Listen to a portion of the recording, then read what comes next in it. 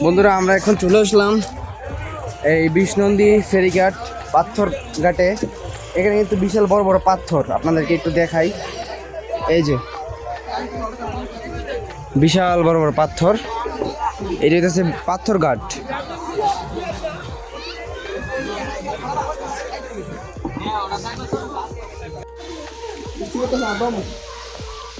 নানির বাসে আসতে আসতে তুফান আসতেছে, বৃষ্টি আর আম পড়তেছে। বৃষ্টিতে আম পড়তেছে, কিন্তু এই যে ওই যে আম টোকাইতেছে।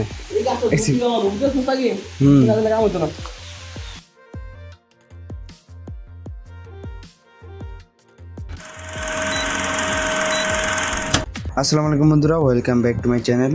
আজকে পরিবারের সাথে সবাই মিলে চলে গেলাম নানির বাড়ি।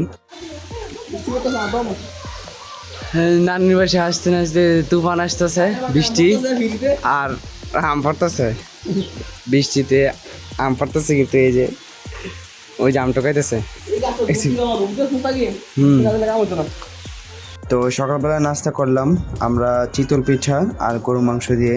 তো আসলে নানু বাড়ি মানে অন্যরকম একটা আবেগ। কতদিন পর পরিবারের সবাই একসাথে হলাম, এভাবে হাসি মুখে আড্ডা দিতেছি সবাই। দুপুরে জমজমাট খাওয়া দাওয়া।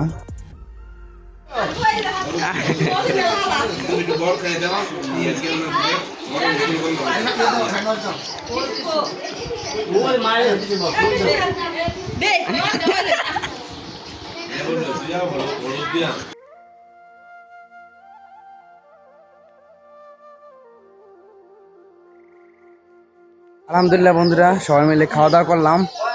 এখন কিন্তু বাইক দিয়ে একটু ঘুরতে যাবো, দেখি আমি বাকি তারপরে তাল মামা, দেখি কোথায় যাইতে পারি। আমরা মামা বাগিনা মিলে প্ল্যান করলাম বিকেলে ঘরে বসে না থেকে আমরা একটু ঘুরে আসি। তো যেই কথা সেই কাজ, আমরা কিন্তু এখন বেরিয়ে পড়লাম আড়াইহাজারের বিখ্যাত বিষ্ণন্দী ফেরিঘাটের উদ্দেশ্যে। বন্ধুরা চলে আসলাম বিষ্ণন্দী ফেরিঘাট। এই যে আমার পিছনে বিশাল বড় মেঘনা নদী। অনেক রোদ, দুপুরের টাইম, এখন বাজে 3টা। সামনে তাকালেই বিশাল মেঘনা নদী। নদীর এই শান্ত রূপ, ট্রলারের শব্দ আর বিকেলের এই মিষ্টি হাওয়া সারাদিনের ক্লান্তি দূর করার জন্য এর চেয়ে সেরা ওষুধ আর কি হতে পারে। ওরে বিশাল টাওয়ার, এই টাওয়ারের মাধ্যমে কিন্তু নদী পার হয়েছে, তার এক প্রান্ত থেকে আরেক প্রান্ত। বন্ধুরা আমরা এখন চলে আসলাম এই বিষ্ণন্দী ফেরিঘাট পাথর ঘাটে। এখানে কিন্তু বিশাল বড় বড় পাথর, আপনাদেরকে একটু দেখাই। এই যে বিশাল বড় বড় পাথর, এটা হচ্ছে পাথর ঘাট।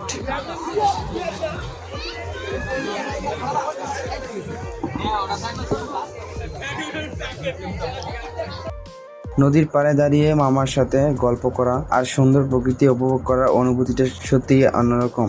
আজকের দিনটা অনেক দিন মনে রাখার মতো একটা দিন ছিল।